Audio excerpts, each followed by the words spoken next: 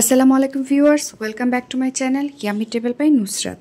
আজকে আপনাদেরকে তৈরি করে দেখাবো ঘরোয়া মশলায় পারফেক্ট রং চা। সকাল হোক কিংবা বিকাল, এক কাপেই শরীর ও মন দুটোই ফ্রেশ লাগবে। চলুন দেখে নিই কীভাবে তৈরি করতে হয়। এর জন্য প্রথমে আমি একটি হাঁড়িতে 2 কাপ পানি নিয়েছি। এখন আমি অল্প কিছু আদা কুচি দিয়ে দিব। আপনারা চাইলে আদাটা থেতলিয়েও দিতে পারবেন, তবে আমি কুচি করে দিয়েছি। এখন একটি তেজপাতা ছিঁড়ে দিয়েছি, 2টো দারচিনি দিয়েছি, 3টে এলাচ এবং 3টে লবঙ্গ দিয়ে দিয়েছি। এখন মশলার সাথে পানিটা খুব ভালোভাবে ফুটিয়ে নিব।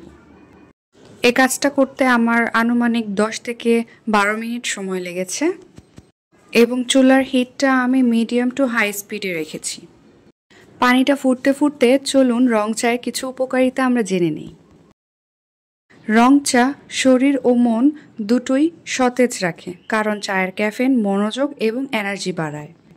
রং চা স্ট্রেস কমায়। 1 কাপ গরম রং চা মানসিক শান্তি দেয়। মুখের দুর্গন্ধ এবং ব্যাকটেরিয়া রোধে সাহায্য করে। এতে থাকা পলিফেনল দেহের রোগ প্রতিরোধ ক্ষমতা বাড়ায়।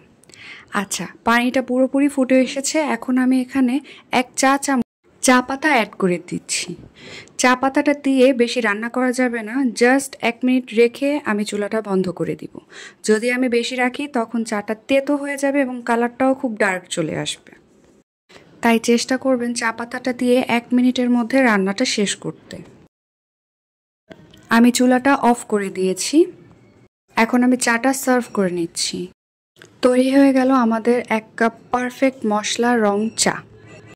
আশা করি রেসিপিটি ভালো লেগেছে। ভালো লেগে থাকলে আমার চ্যানেলটিকে অবশ্যই সাবস্ক্রাইব করবেন এবং অবশ্যই কমেন্ট করে জানাবেন আমার রেসিপিগুলো আপনাদের কাছে কেমন লাগে।